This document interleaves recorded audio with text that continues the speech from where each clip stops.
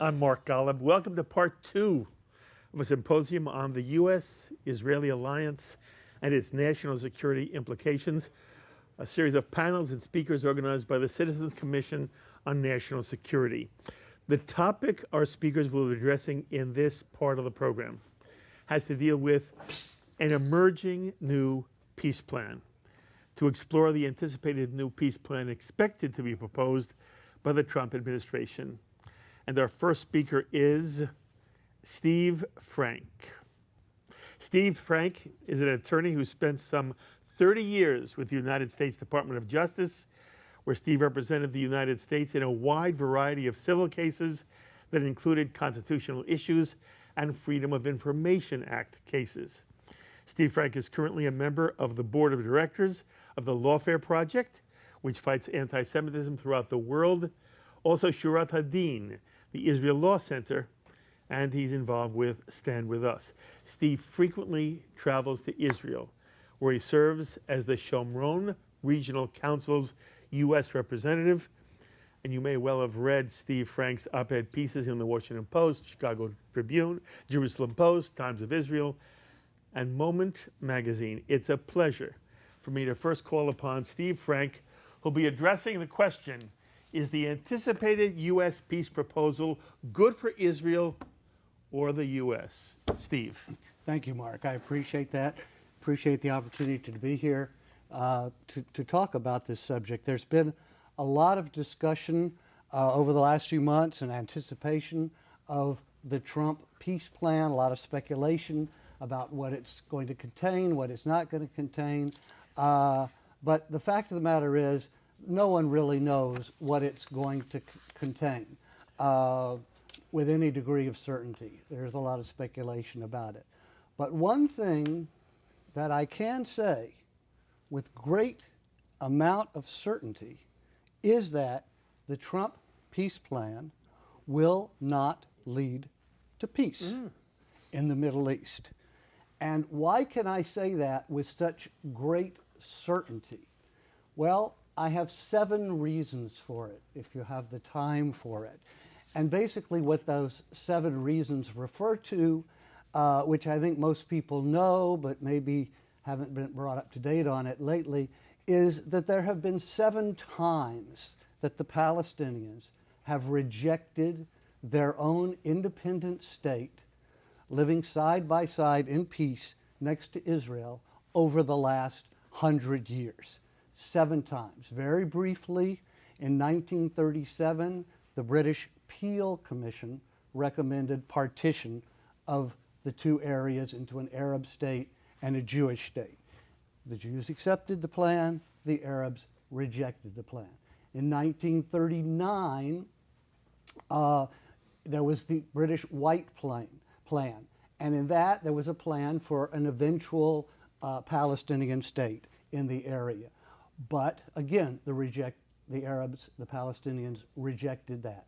The 1947 partition plan by the United Nations was a divide between an Arab state and a Palestinian state. It was largely going to be a Palestinian state. A great deal of the Jewish state actually consisted of the Negev desert. Again, the Jews accepted that plan, and the state of Israel was created and is now 70 years old. The Arabs rejected the plan. Had they accepted it, they too would be celebrating the 70th birthday of the Palestinian state today. And it then went on. After the 1967 war, Israel expressed an interest to the Arabs and the Palestinians that it would like to talk about giving back the territory that it won in the 1967 war. And it was met by the famous 3 no's in Khartoum. The Arabs met there and said no peace, no negotiations, no discussions, no state with the state of Israel. And after that, it continued, and let's see how many I've got there. 4, 5, there was the Oslo. There was the Oslo Accords in the 1990s. That too could have led to another Palestinian state. And how did the Arabs and the Palestinians respond to that? With terrorism, two different intifadas. And then, of course, bringing it up more recently, people say, okay, that was in the past. What's happened recently? Well, more recently, the Arabs got a better deal offered to them in the 2000s than the Trump peace plan will ever be. They rejected the best deal they will ever get.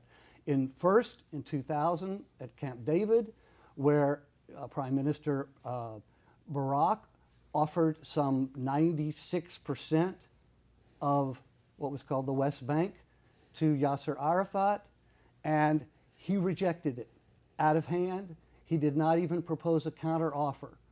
When President Clinton's term was over as president, Arafat called President Clinton and said, congratulations, Mr. President. You have been such a success as a president. And Bill Clinton said, no. He says, no, I was not. I was a failure, and you made me a failure. And that is in President Clinton's book. And then finally in 2008, Prime Minister Omar offered even a better plan. I got a better deal for you, he said. And he offered even more land, virtually all of the West Bank, all of what the Palestinians claim that they have been wanting. And he included East Jerusalem as its capital. But again, this was another Palestinian leader, Mahmoud Abbas. He rejected it and did not make a counteroffer. So what I can say to you very briefly is that Arabs have had at least 7 offers for their own state, and they've rejected each and every one of them. And so my question today is, why would this one be any better? We also have to keep in mind that not only were they rejecting plans, but during this entire time, they were fighting wars that they started, wars of annihilation. And they made it very clear before every war that these were wars of annihilation. Going back again 100 years, 1929 and 1936, riots and ethnic cleansing took place in Hebron. The War of Independence, 48, the 67 War, the 73 surprise attack on Yom Kippur, constant wars, rocket attacks. Israel unilaterally withdrew from Gaza in 2005, so there was no more occupation. They withdrew all the settlers. They forced the settlers out, 8,000 of them. There was no occupation. There was no settlement, supposedly the claims of the Palestinians. And yet, they responded by turning Gaza into a terrorist camp and launching thousands of rockets, which led to even more wars. So my point is, with this kind of a background, who in their right mind thinks that the Trump peace plan has any possibility of succeeding? And I think the answer is, I mean, people will say, well, we hope, we got to hope for the best, we got to always shoot for peace. That's all true.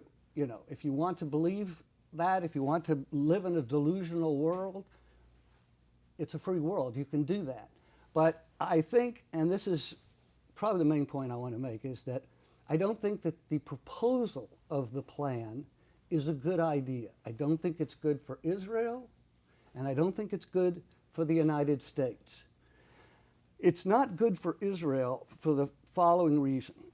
We have a record of the Palestinians rejecting an independent state 7, 8, 9 times. People stop counting. Bowie, can you tell our audience what is the Trump peace plan? Well, I don't know. I mean, it hasn't come out. They say that they're going to present it after the Israeli elections. Know. Do you know? I have no idea. Do you know? No. Okay, so I'm sitting with 3 people who are talking about a peace plan. They have no idea what it's about. Oh, we have some idea. I don't think we know. Then tell me, what do you think it's about? Steve makes a very strong case, and I believe it may be that all of us would agree. But it seems to me we have an obligation to first at least define what the Trump plan is before we have any ability to discuss whether it's good for U.S. or good for Israel. Now you say, Cliff, you have some idea. Give me some idea. Well, should I make the case I'm going to make, or you want me to bring No, that? because how is your case different than Steve's? My case has more to do with what I believe we have to expect the Palestinian response to be, based on who governs or rules the Palestinians at this I point. promise to come to it, but it's predicated on understanding of what the heck we're talking about. So tell me, what the heck are we talking about in the Trump All we peace know, plan? Look, Jared Kushner and Jason Greenblatt have played their cards very close to the vest, very much on purpose, and I give them credit for that. They haven't leaked. They've kept it to a very small circle, what they have in mind. What we do know only is this. This is not going to be parameters. This is not going to be a roadmap. It's a comprehensive plan. It's going to be more than 50 pages long. It's going to attempt to deal with every single issue and set out what it sees as a fair settlement and a fair compromise on these issues, and make offers to the Palestinians for a much better life that they would get if they would accept that. That much we know, and that's all we know. We don't know. It's going to focus a great deal on borders. We've been told that. I think I can argue why that's not such a wonderful and novel idea, but it will focus on borders, and probably have a map drawing where they're going to be. But you don't know what those borders are going to be. Look, none of us do at None this of us, table. that's right. Nobody out there does. That's right. Jared Kushner knows. And Maybe. the people working with him do. Okay. Because they have something down on paper. Okay, But it's if you're very- asking if there's anybody who has leaked this or has stolen it or has seen it, the answer is no. Okay. Cliff, it's very important that our audience hear this. Now, I interrupted you. So my question to you was, as you are giving this, I want to make sure everybody understood that in some way the question that's being addressed to all three of you is unfair. And what we're really talking about now is, whatever the peace plan is there any peace plan which the Palestinians are likely to accept from this administration or from any administration? And what you are doing is basically explaining why you feel there isn't any plan that is going to be interesting enough or effective enough or enticing enough to bring the Palestinians into some kind of peace process. Do I understand you correctly? Yes, you do. I think that the only plan that they would accept would be one that would include Tel Aviv and Haifa and Beersheba and Ashdod and Ashkelon. In other words, that would include Israel. When they get out and chant, the chant is from the river to the sea. And I think from day one in 1948, that is what the Palestinians have wanted, and that is what they still want today. And people who don't recognize that are misguided and misleading themselves. Thank you very much. So I want to come from one moment to Yoram Ettinger. And if you were with us for part one, you've already heard him introduced. I want to do it for any of you who may not have been here when Yoram was introduced. And Yoram is a dear friend. You've seen him on JBS many times. He's been on L'Chaim. But he is a recognized authority on a wide range of issues pertaining to the Middle East, the Arab-Israeli conflict. He has more than 40 years' experience as a diplomat, researcher, consultant to Israeli and U.S. legislators. And Ambassador Yoram served as Minister for Congressional Affairs at the Israeli Embassy in Washington, as well as serving as Israel Consul General in Houston, Texas, and as the Director of Israel's Government Press Office. In essence, Yoram, you're going to be asked to speak to the same question, but because we've sort of broken here to have an interchange of a little bit, I'm going to ask you if there's any way you can address at the moment the larger issue that Steve confronts us with. There's no plan, he says, that the Palestinians are going to accept, and therefore, by definition, the Trump plan, whatever it is, which we don't know what it is, the Trump plan is going to be ineffective. I want your perspective overall on the point that Steve made and your sense of whether there is any possible efficacious peace plan that the Trump administration could put forth at the present time? Well, my suggestion is not to dismiss the possibility that, contrary to our expectations and contrary to some or most precedents, a Palestinian regime leader will accept certain proposition. And we have seen it in Oslo. The fact is that supposedly, and I underline supposedly, Arafat accepted a plan which was submitted to him by an Israeli prime minister. The fact that he never had in mind to adhere to it, the fact that he violated it on the day he supposedly accepted it, is irrelevant, because in the meantime, global public opinion assumed that the Palestinians seek peace. Many people in the US, as well as in Israel, were trapped by the same exercise, so to speak, or same trick played by Yasser Arafat. And therefore, while reasonably, common sense-wise, supposedly Palestinians will not accept any plan but that which calls for the extinction of the Jewish state, we should not expect that option only. We should be ready for a certain Palestinian surprise. I'm sorry, I don't understand why. What I heard you say was there was Oslo. The world got excited by Oslo. It looked like the Palestinians might be serious. And then you said it seemed that Arafat never intended to go through with Oslo. So what's different now? What do you want us to assume this time that Steve has not described as what the real problem is? No matter what we do, no matter what Israel offers, the Palestinians have consistently not been willing to move forward. Why then does Yoram Ettinger say this time we should have a different approach? Well, the fact is that in 1993, the Oslo process relocated the leadership of the Palestinians and some 100,000 of them from terrorist bases throughout the Middle East, headquartered in Tunisia, some in Sudan and Yemen and Syria and Lebanon, relocating them to the heartland of the land of Israel, to the mountain ridges overlooking Tel Aviv and Jerusalem. That was a major Palestinian victory and achievement, especially when it was welcomed as if they changed their mind and they were willing to partake in a peaceful process. An American proposition which could, I hope not, but could include establishment of a Palestinian state side by side with Israel could, contrary to most of our expectations, could trigger another Palestinian hoax, another Palestinian attempt to mislead public opinion by accepting that Palestinian state in Judea and Samaria, in the West Bank, as well as in Gaza, possibly parts of Jerusalem. And my conclusion has been long ago that a Palestinian state would severely, severely undermine the stability of the area and therefore very vital American national security interests. Okay.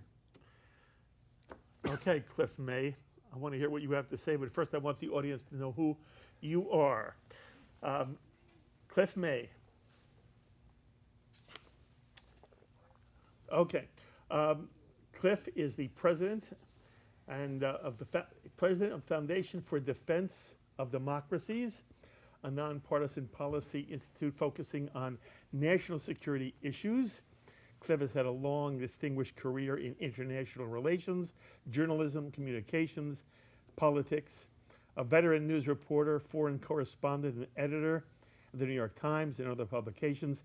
He's covered stories from all over the world, including China, Russia, Israel. From 2016 to 2018, Cliff May served as a commissioner on the United States Commission on International Religious Freedom, and Cliff is a member of the Washington Institute of Foreign Affairs and is the weekly foreign desk columnist for the Washington Times. Okay, so you've heard two perspectives here. I'm going to come back in a moment to Yoram, because I hear him saying two things. I hear us saying two things at the same time. On the number one, we should be as open as possible, and then he calls it a hoax. But you've heard now two individuals basically say it's hard to be optimistic. What's your sense of where the Jewish community should be, the American community should be, the Israeli community should be, on the possibility of the Trump administration coming up with a peace plan that will be in some way effective? Well, I think for you and me at this table, we're right to be skeptical.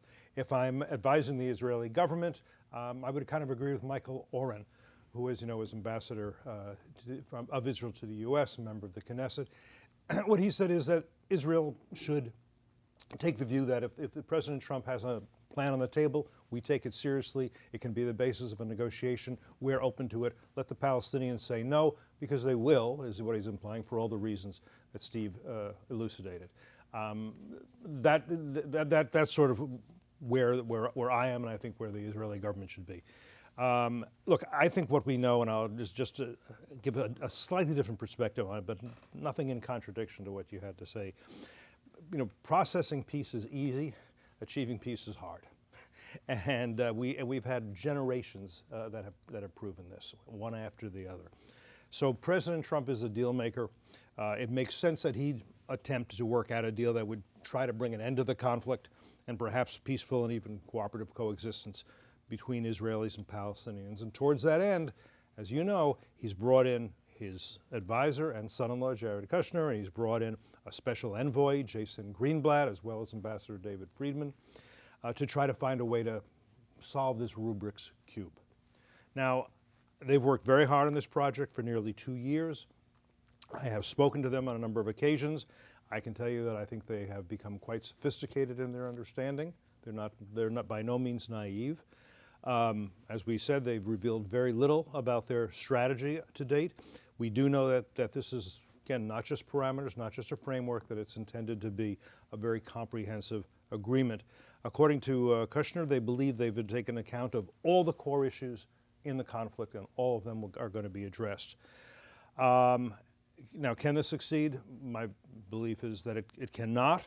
And among the reasons why, and this kind of elaborates on what you had to say, Steve, it's really unclear who even speaks for the Palestinians at this moment.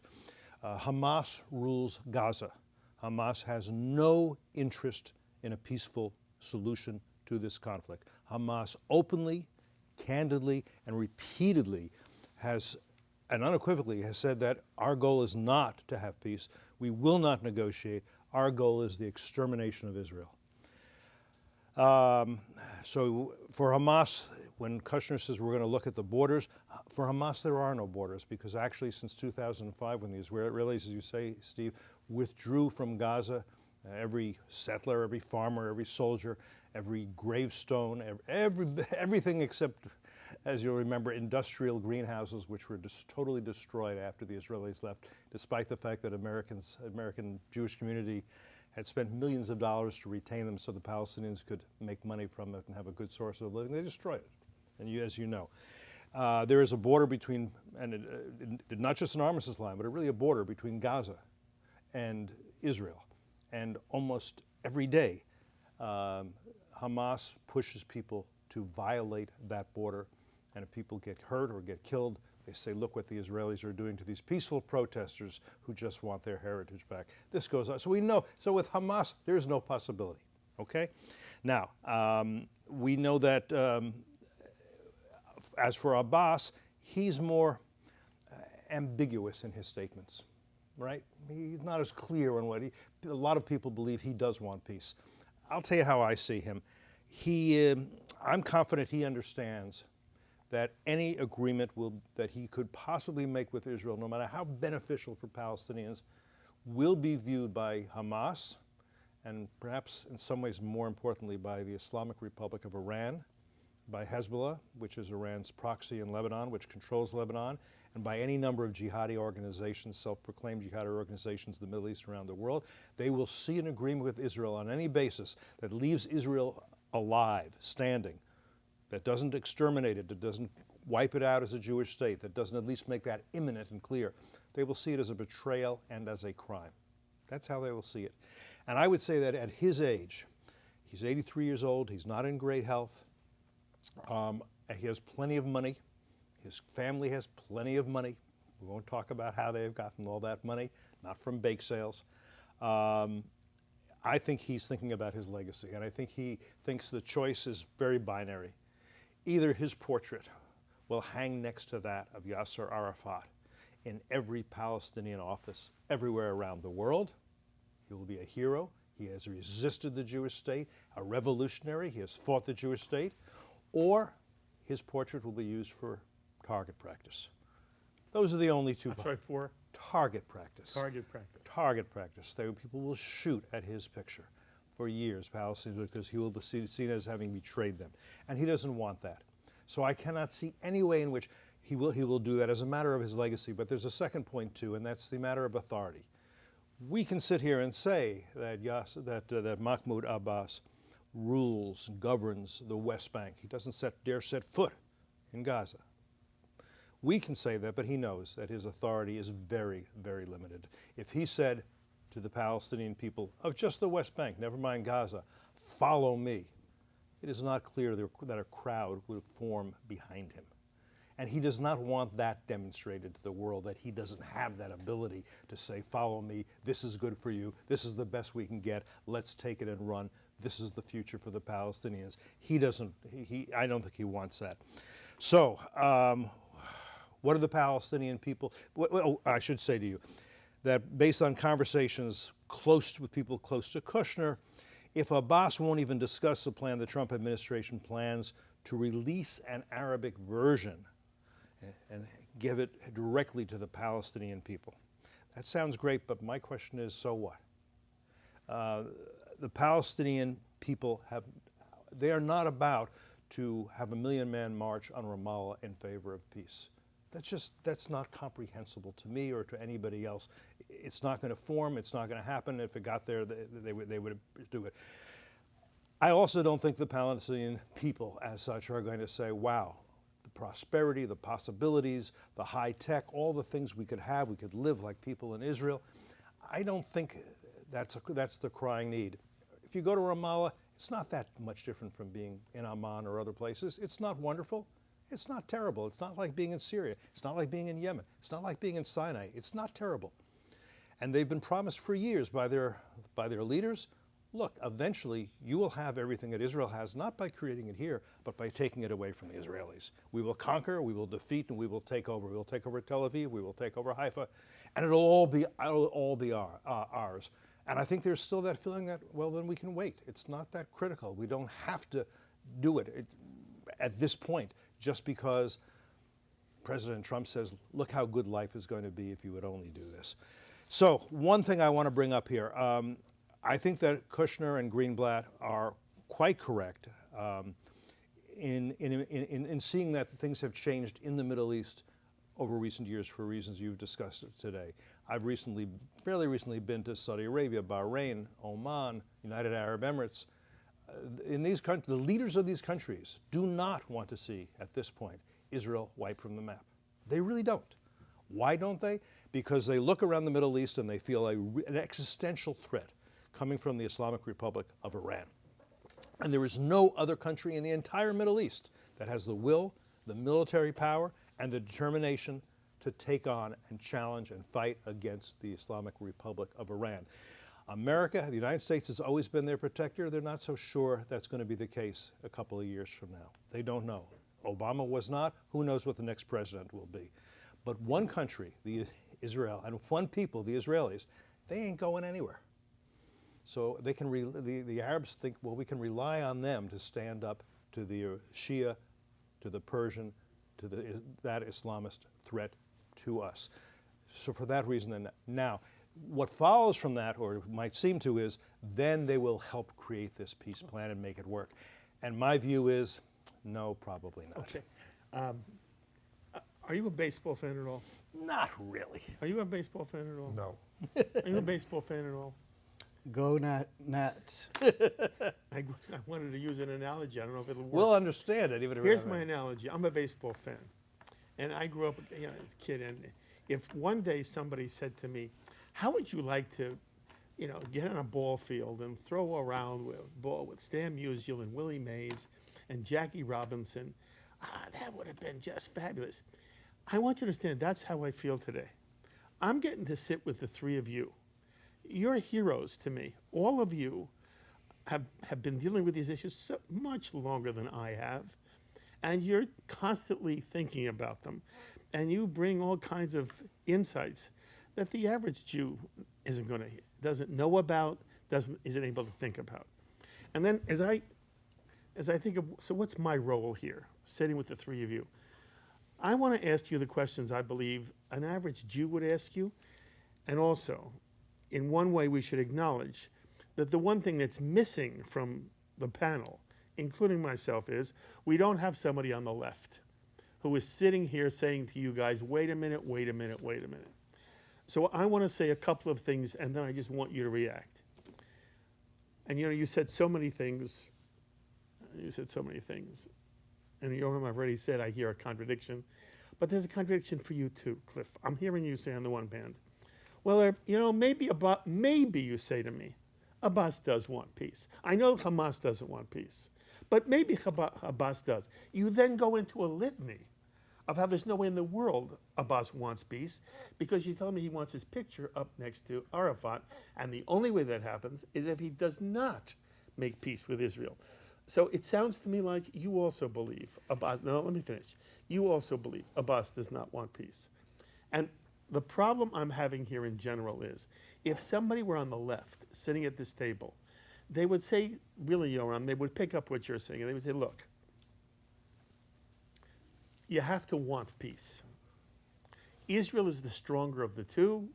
Israel has a responsibility, therefore, to make concessions which the Palestinians don't have to make.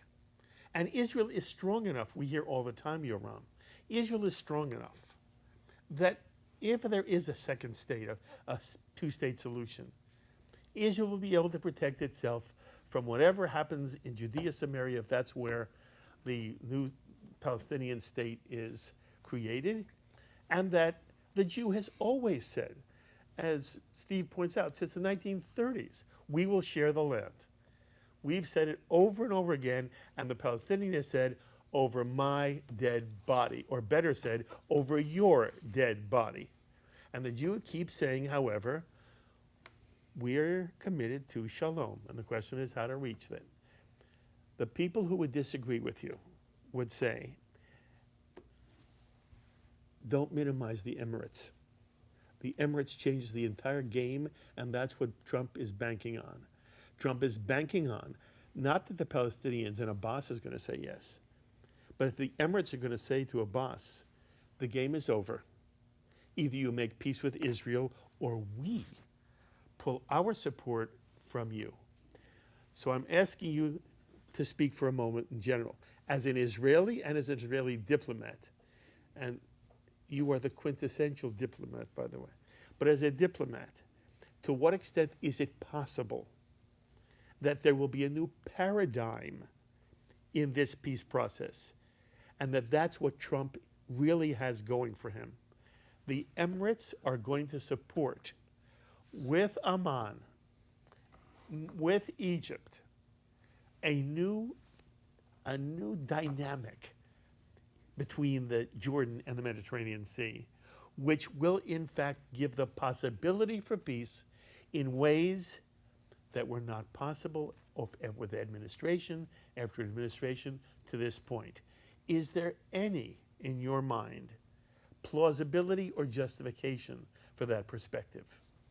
Well, my suggestion is, whatever the peace plan, to always accord reality by far predominant weight and role over oversimplifications of the Middle East, wishful thinking in the Middle East. And among the phenomena of oversimplification, for instance, is the assumption that a deal is a deal in the long term, agreement is agreement in the long term, as if we haven't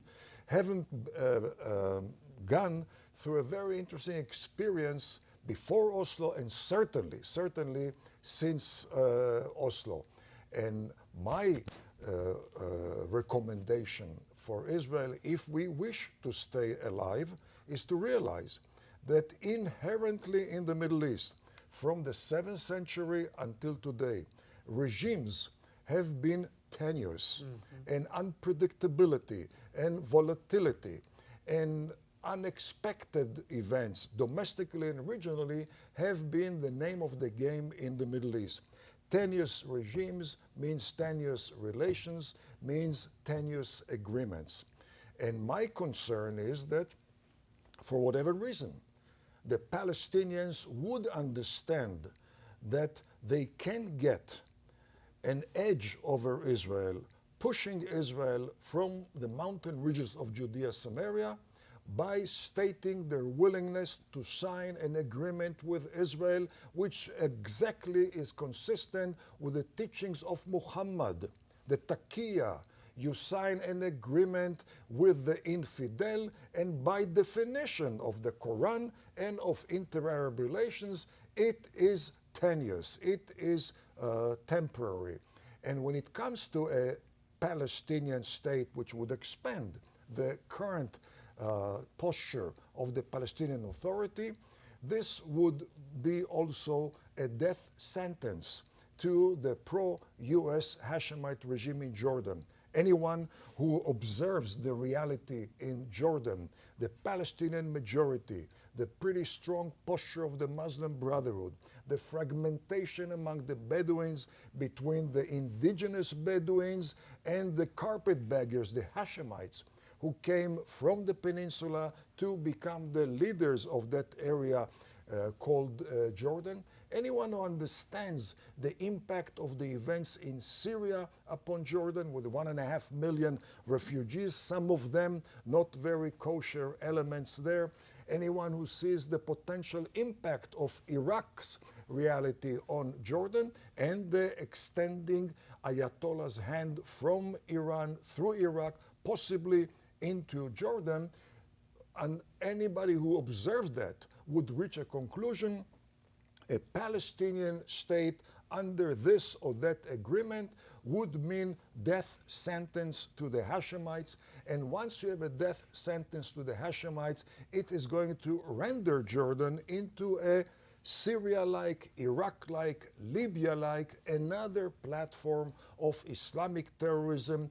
The options are not between good and bad as a follow-up to the Hashemites, but the options are either bad or worse, with a definite ripple effect south of the border, namely into Saudi Arabia, which is not exactly a very formidable military power, and that could bring havoc to the entire Arabian Peninsula, dealing a major blow to the American interest in the Persian Gulf, in the Arabian Peninsula, in the Indian Ocean, throughout the Middle East, and I would say, and beyond. Certainly, that reality becomes much more plausible when you consider the track record of the Palestinians. One can go back to the alliance between them and the Nazi regime, between them and the Soviet bloc, between them and the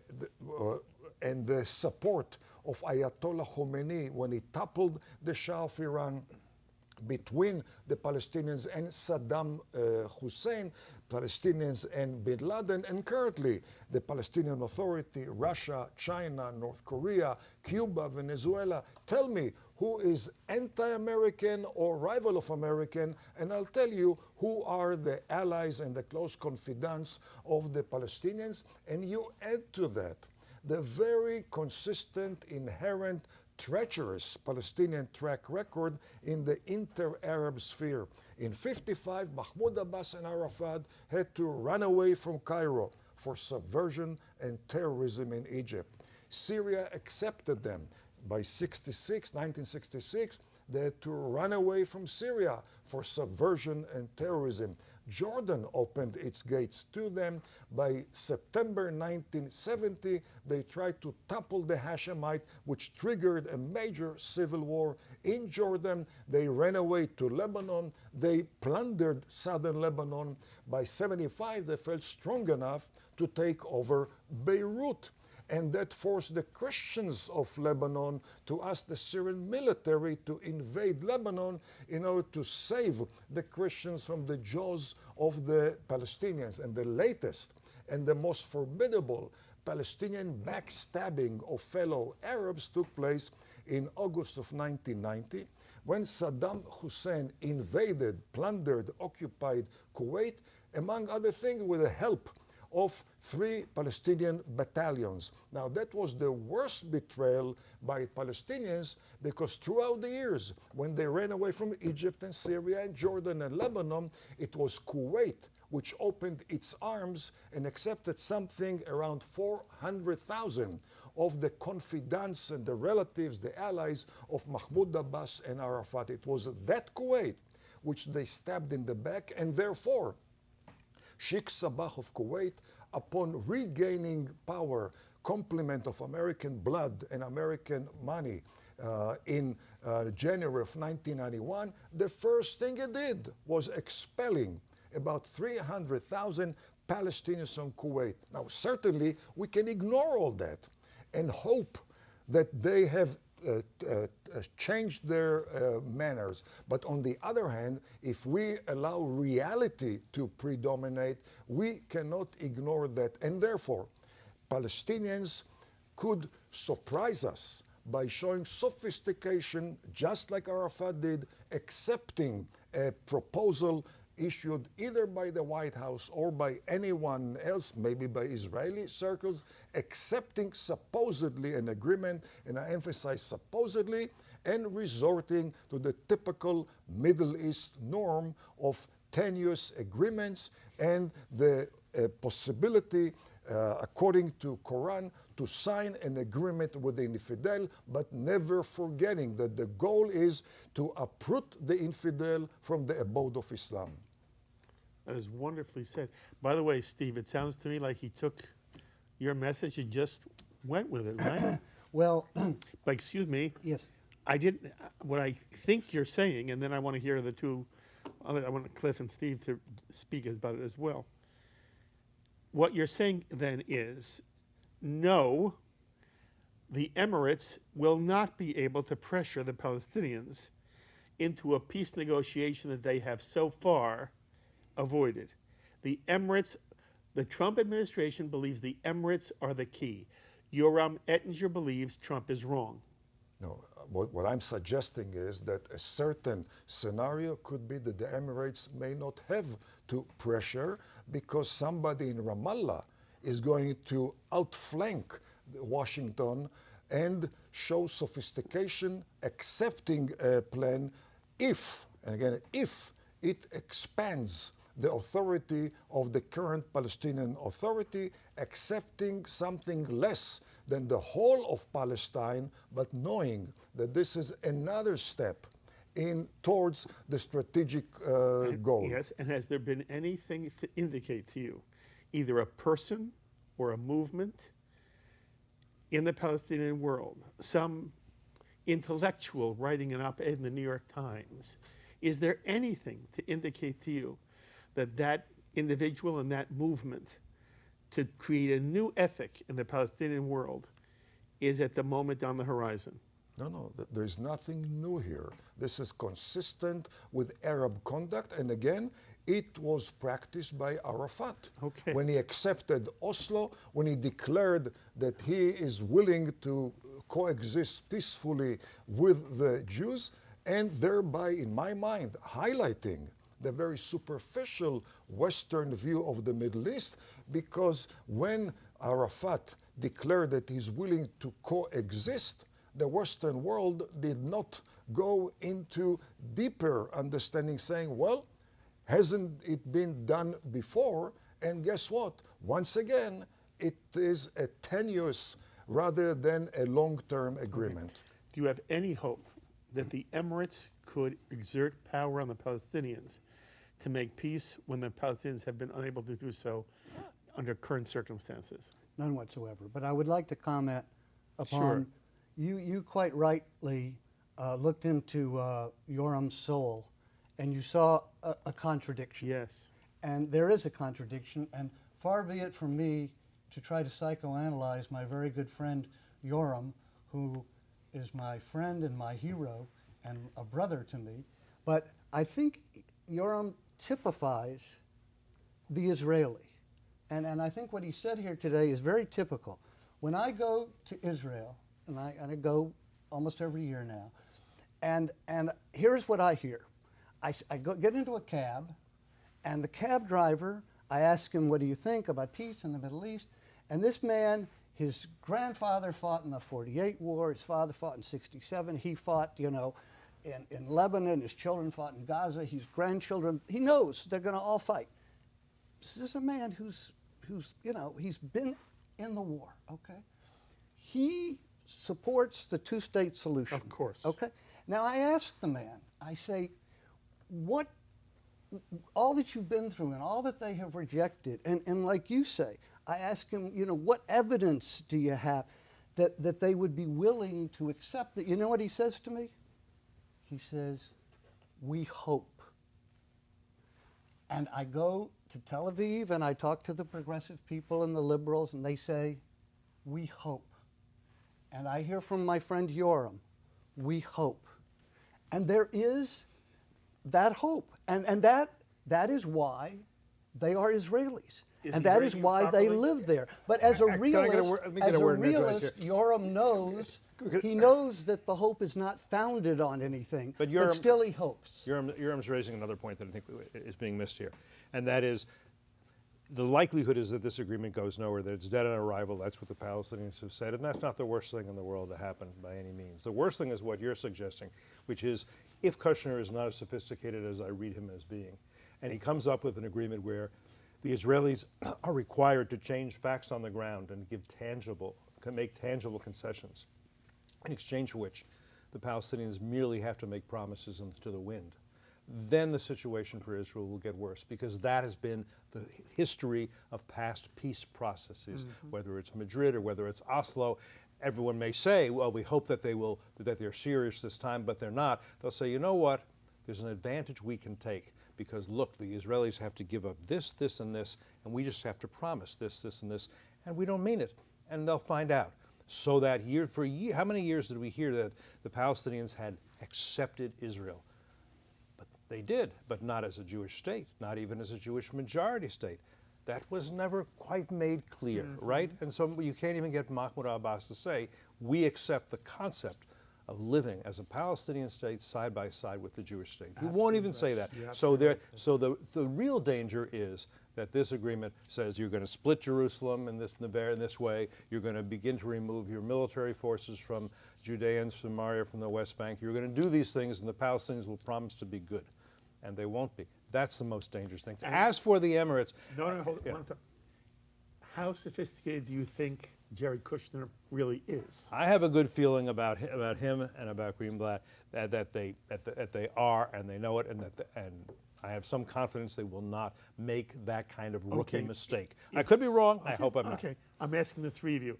If we were lucky enough to have Jared Kushner and Jason Greenblatt at this table, would they say things differently than you're saying? And we have to assume that for the purposes Yeah. of this symposium, they would be honest. Yeah, I think it's a good question. The danger is that Jared Kushner, by training and by background, is a deal maker. And deal makers believe that everybody wants to make a deal. And if you can figure out a good deal, if you can come up with a win-win, of course everyone's going to do that, take that. And there's a psychology, and not everybody will. And there's a different psychology in the Middle East. And I don't think in the Middle East there are very many, neither the Islamic Republic of Iran, neither Mahmoud Abbas, they don't think in terms of win-win. They think one side wins, one side loses. That's the way it's always been in history. That's the way it will always be in the future. It's We clear, have to isn't win. it? It's clear, isn't it? What you just said is clear. It's clear to me. It's clear to you. Is it clear to Jared Kushner? I can't answer that question. Are you really? Again, deal By the makers way, believe Yoram, there is a deal to be made. Are the diplomats in Washington who are working on this issue year after year after year, don't they get it? Well, the fact is that they have failed year after year after year. And the problem starts when you learn from track record by repeating rather than avoiding mistakes. For instance, the assumption that the Palestinians want peace and Israel can reciprocate by retreating from the mountain ridges of Judea and Samaria is raised many times by people who say at the same time, Israel must not relinquish control of the Golan Heights. Golan Heights is important and must not be retrieved by Syria. Well, the reality is that the mountain ridges of Judea, Samaria are the Golan Heights of Jerusalem. It's the Golan Heights of Tel Aviv. It's the Golan Heights of the Ben Gurion Airport, the only real international airport. It's the Golan Heights of the major transportation artery, Freeway 6. It's the Golan Heights of 80% of the population in Israel. And all I'm asking is, do the diplomats in Washington, does the State Department, does the White House understand it as clearly as that?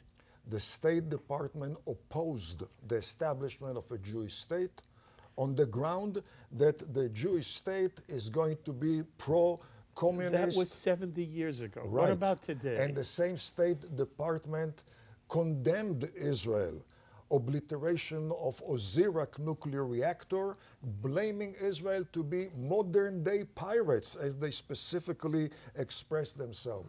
The State Department embraced Ayatollah Khomeini. The State Department embraced Yasser Arafat. The State Department today is embracing the Arabs over the Israelis. And what I'm concerned is about individuals defying the Jewish warning. Who is a hero? He who controls the urge. All of us, and it's obvious, all of us possess the urge to live in a peaceful environment. All of us would like to believe that everybody thinks like us. This is not the reality of the Middle East. Now, Israel concluded peace accord with Egypt by relinquishing control of the whole of Sinai. This is not a precedent for Judea and Samaria because between Egypt, across the Suez Canal, and Israel, there is a whole demilitarized Sinai, which is almost 3 times as large as the whole of Israel. But between the mountain ridges of Judea, Samaria, and the Mediterranean, there's roughly 9 to 15 mile waistline.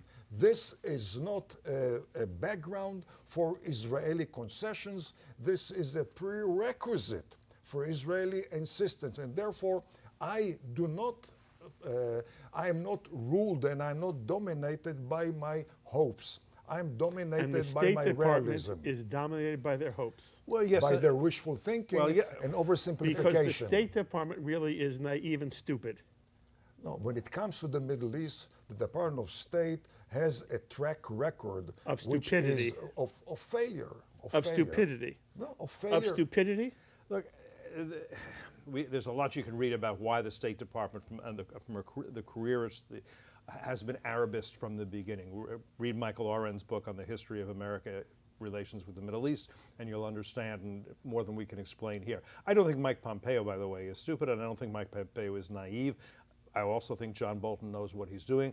So I'm reasonably confident. But the problem not is, Department of State. but they're not. Well, he's the Secretary of State. You're right. They but are very different. But I want to make that distinction You just so people what understand. I'm asking. I'm asking, I'm look, sitting the with problem- 3 people who see this very similarly. I see it very similarly. I So- want to understand why bright people So let's- at the seat of government don't agree with you. So you said that people on the, too bad we don't have people on the left here to make Correct. that case. So let's understand what their case might be, whether it's the Irish government right now or the BDS movement, and the Irish government has passed legislation, I hope it won't become law, that was essentially BDS. What are they saying? They are saying that there are these occupied Palestinian territories and the Israelis must leave them. And that means to them not just the West Bank, but it certainly means the West Bank. What you would think they would recognize, but they don't, is that if the Israelis were tomorrow to pull out of all of the West Bank, every soldier, every settler, what would happen the next day? We know because from 2005 they pulled out of Gaza. Just as the rockets came from Gaza, the rockets would come from the West Bank. And then what would happen? The Israelis would have to go back in. It would be bloody. Israelis would be killed. Palestinians would be killed. I find it very puzzling that the people who say we are champions of the Palestinian cause are that eager to see Palestinians killed in a war with Israel, which is exactly what would happen if the policies they prescribe were to be followed by the Israeli government with the support of the U.S. and right now with the support of the Irish and others. I'm going to come to you, I promise. I have one more topic I want to get to. It's an amazing panel, and I can't thank you enough. But I want you to hear what I'm saying, because I don't have yet an answer. And if there and the three of you, it may be unfair to ask you for an answer today. So we're talking today, and we'll talk about it again some other time. The State Department, the American government has had a position on this issue for years and years and years.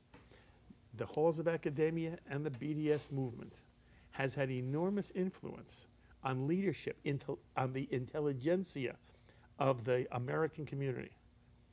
And I'm saying to you, I want an honest evaluation from you as to why the State Department doesn't see something which for the three of you is as obvious as 2 and 2 makes 4. This isn't complicated. This isn't sophisticated. This is simple. Few things in life are black and white. This is black and white. What's white is the Israeli says, we'll make peace with you anytime you want to make peace with us. Live with us as Canada lives with the United States. We'll have a 2-state solution. And by the way, I believe that when you talk to that Israeli cab driver, he expressed the sentiment of 85% of the Israeli people. Of course we want a 2-state solution in the ideal. If there were Canada living next to us, happy to create a new Palestinian state. But every Israeli that I ever talk to now says that just doesn't, that's not possible. There is nobody in the Palestinian world who wants to live side by side with me as Canada lives with the United States. They want to do what Cliff just described. And since I see this as black and white, I don't understand why the most sophisticated political leaders in the world, from the White House to the Congress, don't see it exactly as the four of us see it. And so far, none of you have not given me an answer. You've tap danced around it. And I think to myself, why would you three tap dance? And the answer is, it's so hard, it's almost so unbelievable that it would require you to say things in public you don't feel comfortable saying. I'll say it in public. The answer is, and Mr. Dershowitz, Professor Dershowitz can address this when he speaks, the answer is that people like Professor Dershowitz, whom I have great regard for, when they go to their vacation homes in Cape Cod, they want to be able to socialize with their friends, and they want to be accepted at the parties with their friends. And that is why it is only politically correct in this country to spout the 2-state solution. All of the Jewish organizations that there are, and I've spoken with, they spout the 2-state solution. Some of them do it with a wink, some of them do it as though they're serious. But they all know in their heart of hearts that the 2-state solution is not going to work. And so I sit here this afternoon would challenge Professor Dershowitz in his talk to disavow his stated belief in the 2-state solution, because he's an extremely smart man. Not here. And he knows, he's speaking later, he knows that that is never going to happen. Yes. Now, let me just say, fair to him. I want to. And not only that, he's not in the State Department. I didn't ask you about Dershowitz. I asked you about the State Department. I'm probably in a good position to speak about the State Department because I spent 30+ years at the Justice Department. Yes. The State Department was one of my clients, and I'm not revealing any privileged information here, but the State Department applies great pressure on the Department of Justice and the White House and other institutions to carry out its views. And as Cliff says, from the early days, it has been made up of Arabists who have been sympathetic to the Arab cause and to the Palestinian cause. I'll give you just one example. There have been a series of cases brought by brave people, some at Sharad Hadin, the Israel Law Center, under Nitzana Detner, who I think Leitner, who Absolutely. you have interviewed before. And in particular, they won one case against the PLO, and it was $660 million for their actions during the Second Intifada, killing, maiming men, women, and children. And they won that case in district court, all right? Then it was appealed by the PLO. And to appeal a case, the defendant has to put up a bond, generally 10%, so that would be $60, $75 million. The PLO went into the court and said, we cannot afford to pay $60, $75 million bond to appeal this case, all right? Who came to the PLO's rescue in that instance? Who? It was the United States Department of Justice that filed a statement of interest at the request of the State Department, stating that if they were forced to pay $70 million, they could possibly go bankrupt, and that would interfere with the so-called peace process. That is the kind of effect that the State Department has on this process. Is it anti-Semitism, Cliff? Is that what I don't hear the three of you saying? Well, I think, look, anti-Semitism plays a role in all of this, I think you have to say. And I In think the way, State Department? In the State Department, look, I would argue, I mean, you've heard this before, not just from me, I'm sure, that, you know, in the 20th century, the project of radical anti-Semitism was a Europe without Jews. In the 21st century, the project of radical anti-Semitism is a Middle East without a Jewish state. You have different people with different motivations. Everybody who is, I mean, look, we get into the usual conversation. Everybody who criticizes Israeli policy is not necessarily anti-Semitic. A lot of people who say the Israelis should leave what they consider to be the occupied Palestinian territories that have never in history been governed by a people called Palestinians. I mean, that needs to be said. A lot of them just don't understand the history the way Yoram has explained it, and others, they just don't know. You see it in the media all the time, out of ignorance, that the Israelis took this territory from the Palestinians. No, they didn't.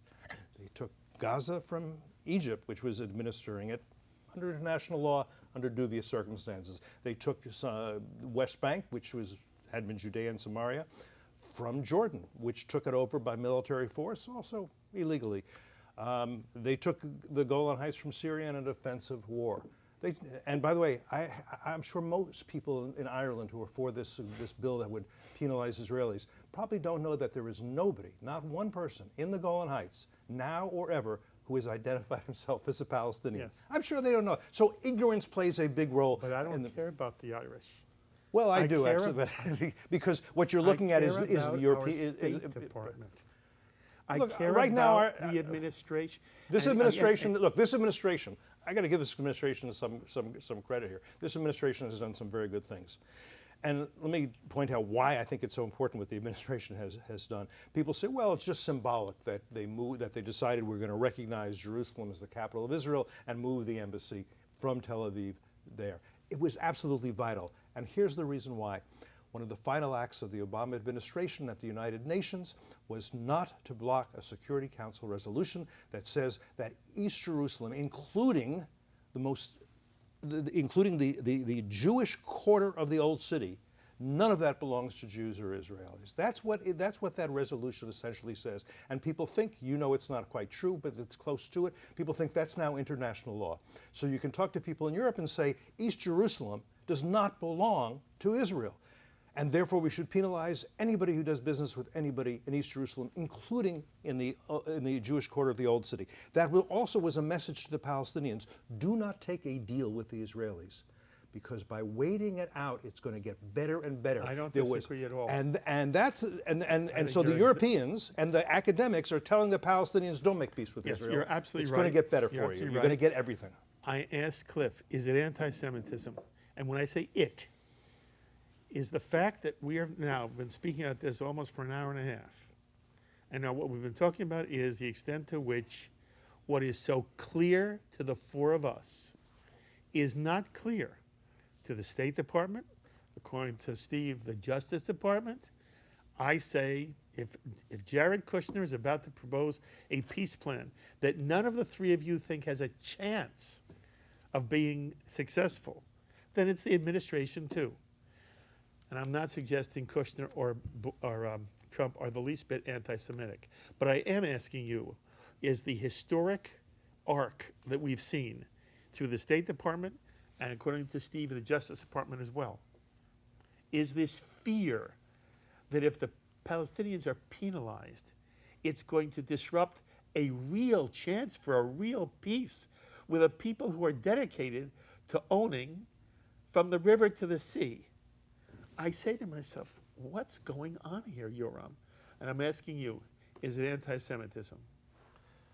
I'm willing to give people benefit of the doubt and ignore anti-Semitism because there are very, very many evidences, litany of precedents documenting that the mavens of the Department of State have been systematically serial blunderers.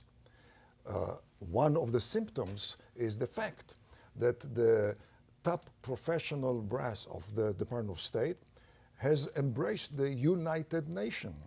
Very anti-American organization, very disruptive organization, not in accordance with the Department of State. And that goes back to 1947, 48 until today. And by the way, it has to do with other areas as well, whether it was the onslaught on Gaddafi, in spite of the fact that Gaddafi was the one who transferred his nuclear infrastructure to the US. It's in Tennessee, I believe. And instead of Gaddafi, who was relatively restrained at that time, now we have a major platform of Islamic terrorism. The Department of State contributed to such a reality. And my suggestion, again, is to be very, very careful of a potential Palestinian recognition of that weakness in Washington and among certain circles in Israel, and accept a certain proposition which is going to expand their current authority. And to give you and the viewers certain idea, once you have a different regime in Jordan due to the establishment of a Palestinian state, it is going to transform the longest and the most critical and currently the most peaceful border of Israel, namely with Jordan, into the longest, most critical, and the most dangerous border of Israel, which is going to produce nightmare of national security, homeland security, and economy. Israel will be required to invest mega billion dollars to fortify the new border with Jordan, which could be an extension of the Ayatollahs, which could be an extension of Assad in Syria, which could be an extension of any Islamic terrorist groups, and could be also extension of the Palestinian state in Judea, Samaria, posing a lethal and clear and present threat to the existence of the Jewish state and to vital American interests. Is it anti-Semitism? I think part of it is. Isn't that sad? It is very sad. Tom Friedman said that his definition of anti-Semitism is basically applying a double standard to the state of Israel, condemning things that you would not condemn in any other country in the world. And so I think that a lot of criticism of Israel by that definition is anti-Semitism, people expecting Israel to act in a certain way. They don't expect any other country to act that way. On the other hand, my friends who are progressive and who support the Palestinian cause and what have you, do I think that they're all anti-Semites? No, I do not. I think that a lot of it is what I said earlier, is people seeking social approval, people who want to fit into their circles, they want to fit into their classes, they want to fit in with their friends, and that's the popular thing to do, and that they do it. So I think some is and some is. I have a question for the panel, if I might ask quickly, because it's a point I wanted to make actually in my opening statement, and I didn't get a chance. Sure, go ahead. Because I think it's important. And just a brief comment was, when in my opening I said that I didn't think that this plan was going to lead to peace. But I also wanted to say that I think that the proposing of this plan, that the proffering of this plan, is not a good idea. Because? I don't think it's good for Bottom Israel line, because. or for the United States. It's not good for Israel. It's not good for Israel because I outlined the 7 times that they rejected plans in the past, and they had no real good reason for doing that. Now, if they come up with a plan, that maybe they have a good reason for rejecting this, because instead of 98%, they're only going to be offered 89%. So maybe there is a good reason. So suddenly everybody will be able to say, and they'll draw in those other plans, they'll say, well, yes, they've turned down the plans, but they haven't been good plans. So they can look at it that way. And then also I think that, as Cliff said, Israel is going to feel compelled to be sort of positive about the plan and have to maybe look like they're accepting some things that would not necessarily be good for Israel. And the Palestinians will pocket it like they have all the other deals and then expect the next deal to go off from there. So my question for the panel, including for you, because it's something I'm interested in, I think the audience would be interested too, is, and Cliff seems to have some insight, some knowledge of some of the people involved here. Why is the Trump administration doing this now? Why? What do they hope, other than that Trump thinks he's the deal of the century, he's going to be on Queen for a day? I mean, other than ego, why is he doing it? And do you think it's a good idea to be proposing it now? It isn't. Look, Trump does see himself as somebody who is a great deal maker, and he thinks this would be the deal, obviously the deal of the century, as it's been called, and believes that if anybody can do it, he can do it, so why not try? And it's hard for an administration, I think particularly a Republican administration, to say, you know what, we're not going to try to process peace in the Middle East. We're not even going to make an effort. We think it's hopeless. That's very hard to do, and it's particularly hard to do because Trump has reached out to the Saudis, to the Emiratis, to the pragmatic Arab states, and they want to see him making an attempt. It will be helpful to the pragmatic Arab states if they can say, this is a reasonably fair plan, the Palestinians should sit down, negotiate from it, and take it from there. I wish Abbas would, but he won't. We know that Hamas won't because they're Muslim Brotherhood. And don't forget, the Muslim Brotherhood is in very bad odor in Saudi Arabia, in the Emirates, and other places in Egypt. The Muslim Brotherhood is seen as very much as the enemy. So there is some utility in this administration saying we're going to do our best to see what we can do to try to have a plan, and I understand that inclination, and it might be useful down the road at some point. But again, the problem is who on the Palestinian side can or will accept it. Again, I didn't get to answer your query. My point is, it doesn't even matter whether Mahmoud Abbas would like to see peace between his people and the Israelis.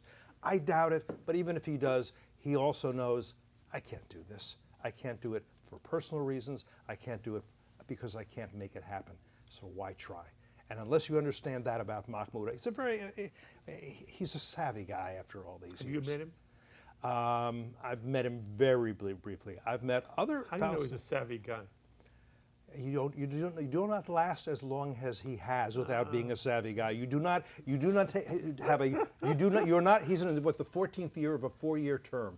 That takes a bit of savvy. He gets reelected, not by the population of the West Bank, but by Fatah and by the PLO. You don't survive like that unless you're fairly savvy. Okay. Yes.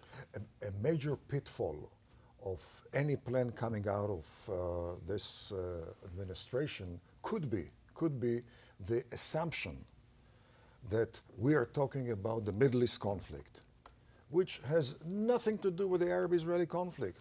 The peace and between Israeli and Palestinians is a junior league and below compared to the NBA league conflicts in the Middle East. It is certainly not the Middle East conflict as the elite media and the mavens usually refer to that. The other major pitfall, which could be part of any peace plan, is the assumption that the Palestinian issue is a core cause of Middle East turbulence, which is absolutely not part of reality. Another one is that assumption that the Palestinian issue is a crown jewel of Arab policymakers, because if I were to quote some top people, even in this administration, and by the way, not John Bolton and not Mike Pompeo, who are very different from the Department of State, but there are major people who claim. We visit Arab capitals, and in every Arab capitals we keep hearing Palestinian issue, and they do not comprehend that that's the Arab talk, which is 180 different than the Arab walk. Arabs do not consider the Palestinians an issue worthy of their walk, only of their talk. And last and not least of the pitfalls is that automatically, by presenting a so-called peace plan, you may trigger an Arab attempt to outflank you from the maximalist side to prove the Arab patriotism. Now, if they do not do that, then comes the real danger, which goes back to my previous point. Arabs may surprise us and accept any peace plan in order to establish themselves on the mountains of Judea, Samaria, and push Israel away from that, which would mean death sentence immediately to the Hashemites east of the river and subsequently to the Jewish state west of the river. Mm-hmm. And therefore the bottom line for you is, as you look at this potential peace plan, 30 seconds. The bottom line is to remember Ben-Gurion, Eshkol, Golda, Begin, and Shamir, who knew how to say no with 3 exclamation marks and therefore earned the respect of Washington, unlike other Israeli prime ministers who had short-term popularity but very little, if any, respect from Washington for failing to say no to American pressure. Bottom line for you, 30 seconds. I think the Israelis know what is necessary to secure their survival, and I don't try to make decisions for Israelis. I would be confident that Netanyahu or whoever the prime minister may turn out to be later on this year will know what Israel needs to be secure, and if the agreement does not protect Israel's security, then they do have to say no. Mm. Okay, 30 seconds. What's your sense? I don't know, lawyers can't say anything in 30 seconds. I'll give you 40. 40 seconds. But Daniel Pipes, I think, correctly and wisely said that you only defeat an enemy when they recognize that they have lost. And in my view, the Palestinians are like that Japanese soldier after World War II who still fights on because no one has gone in and told him that Japan lost. Someone needs to go over and tell the Palestinians that they have lost, and they need to make the best deal that they can. Doing. They have lost. The conflict is over, and they have lost. Gentlemen, this could go on and on and on. I feel it's in some way we've just still scratched the surface. I wish we could go out to dinner and come back and do another panel together. And I hope that all of us have the chance to sit around the table again. I love hearing what you have to say. I think each of you bring a perspective that's very important for the audience to hear. We rarely hear this kind of give and take at this level, and we are very, very appreciative. I think there is an enormous consensus here that a peace plan, whether it comes from Donald Trump or not, has very, very little chance, if any, of being accepted by the Palestinians. And your worry is that it may make the Israelis look bad. In any case, I thank all 3 of you, and you'll stay around as we continue this symposium, but thank you very, very much. Thank you.